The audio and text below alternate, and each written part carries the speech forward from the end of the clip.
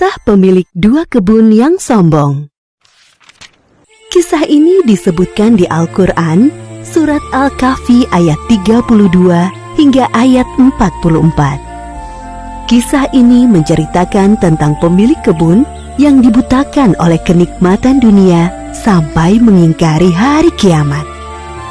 Allah memberikan pelajaran bagi kita melalui kisah ini tentang akibat seseorang yang sombong dengan menimpakan musibah berupa angin topan yang dahsyat menghancurkan perkebunannya. Pada suatu masa, ada dua orang laki-laki yang bersahabat sejak kecil. Walaupun bersahabat, keduanya memiliki kehidupan yang berbeda. Salah satu dari mereka adalah pemilik perkebunan atau si kaya, dan satunya lagi hanya laki-laki biasa atau si miskin. Sayangnya, si kaya ini memiliki sifat yang sombong. Kesombongan si kaya disebabkan karena ia memiliki dua kebun anggur yang sangat luas. Masing-masing kebun anggurnya dikelilingi pohon kurma yang lebat. Di tengah-tengah kebun mengalir sungai yang airnya sangat jernih. Sungguh indah sekali penampakan kebun itu, membuat mata seakan tak ingin lepas memandangnya. Wahai saudaraku, lihatlah kebunku yang luas ini. Pohon anggurnya tidak pernah berhenti berbuah dan sangat enak rasanya saat dimakan. Apalagi pohon-pohon kurma yang selalu tumbuh lebat setiap hari, membuatku sangat bahagia. Benar saudaraku, kebunmu sangat luas dan setiap panen hasilnya selalu melimpah. Aku sangat yakin kebunku tidak akan pernah berhenti berbuah. Sekarang aku benar-benar telah menjadi orang yang paling kaya. Tapi ingat wahai saudaraku, semua ini hanyalah pemberian dari Allah. Jangan sampai kau menjadi sombong dan lupa untuk bersyukur kepadanya, Sang Maha Pemberi Rizki. Si kaya seolah-olah tidak mendengarkan nasihat dari sahabatnya. Ia lebih fokus memperhatikan perkebunannya dengan perasaan sombong dan bahagia. Keesokan harinya, si kaya pergi ke rumahnya dan melihat harta yang dikumpulkan dari penjualan hasil kebun. Ia pun berniat untuk mengumpulkan harta lebih banyak lagi. Kalau setiap minggu hasil panenku selalu bagus, aku yakin pasti hartaku tidak akan habis sampai berpuluh-puluh tahun lamanya. Setiap hari kebun anggur si kaya selalu tumbuh dengan baik dan subur. Hal itulah yang menjadikannya semakin bertambah kaya. Tidak ada sedikit pun niat untuk menyedekahkan harta kepada orang yang membutuhkan.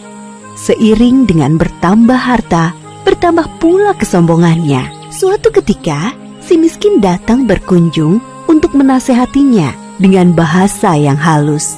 Tetapi si kaya merespon dengan kata-kata yang menyakitinya. Aku tahu kau iri dengan kehidupanku. Hartaku lebih banyak daripada hartamu, dan aku memiliki banyak anak buah yang membantuku.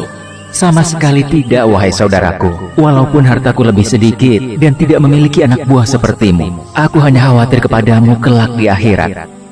Aku kira hari kiamat tidak akan pernah terjadi. Seandainya aku mati suatu saat nanti, pasti Allah menempatkanku di tempat yang jauh lebih baik dari kehidupanku sekarang. Jadi, sekarang kau mengingkari adanya hari kiamat. Apakah kau juga mengingkari Tuhan yang telah menciptakanmu begitu sempurna? Benar-benar kau telah dibutakan oleh semua kemewahan dunia ini, saudaraku. Sudahlah, diam saja. Aku tidak akan mendengarkan nasihatmu lagi. Tidakkah kau lupa mengucap Masya Allah, la haula wa la quwata illa billah saat memasuki kebunmu? Ucapan itu adalah salah satu ungkapan syukur kepada Allah atas semua kenikmatan ini. Segeralah bertaubat kepada Allah sebelum semuanya terlambat. Si kaya tetap tidak mau mendengarkan nasihat si miskin. Ia mengusir si miskin karena merasa sahabatnya terlalu iri dengan semua harta yang dimilikinya. Setelah kepulangan si miskin, si kaya tidak berhenti untuk memamerkan hasil kebunnya kepada orang-orang di sekitarnya. Ia menjadi sangat sombong dan angkuh dari sebelumnya. Malam itu, hujan turun dengan sangat deras. Suara petir menggelegar di langit. Anehnya, si kaya sama sekali tidak terbangun dengan suara itu. Ia malah asik tertidur. Seperti yang disebutkan dalam surat Al-Kahfi ayat 40. Dan Dia Allah mengirimkan petir dari langit ke kebunmu, sehingga kebun itu menjadi tanah yang licin. Keesokan harinya, si kaya bangun dari tidurnya dengan puing-puing rumah yang hancur dan hartanya lenyap tak bersisa. Kemudian ia teringat akan kebunnya dan bergegas pergi ke sana. Sampai di kebun, ia tidak mendapatkan apa-apa selain kebun yang hancur hampir rata dengan tanah. Si kaya mulai menyesali kesombongannya selama ini. Ya Allah, kenapa semua ini bisa terjadi? Sekiranya dari dulu aku tidak pernah mengingkari nikmat-Mu dan mendengarkan nasihat sahabatku, pasti Engkau tidak akan menimpakan musibah ini. Sungguh hamba menyesal atas apa yang telah hamba perbuat, ya Allah. Penyesalan itu sudah tidak berguna. Semuanya sudah terlambat. Seperti yang disebutkan dalam surat Al-Kahfi ayat 43. Dan tidak ada lagi baginya segolongan pun yang dapat menolongnya selain Allah, dan Dia pun tidak dapat membela dirinya. Demikian akhir dari kisah pemilik kebun yang sombong.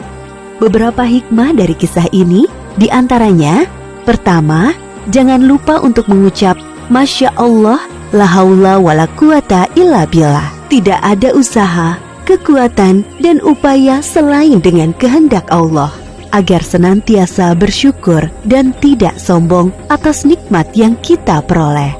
Akibat dari sikap sombong ini dapat membuat kita lupa akan keimanan kita kepada Allah, seperti tidak mempercayai datangnya hari kiamat. Kedua, jangan berpura-pura tidak mendengar atau marah saat diberi nasihat yang baik. Bisa jadi nasihat itu merupakan teguran dari Allah melalui lisan orang lain. Ketiga, kehidupan di dunia ini hanya sementara. Jadi, jangan sampai kita dibutakan oleh kemewahan dunia. Padahal kehidupan akhirat yang kekal sudah menunggu kita. Wallahu a'lam bishawab.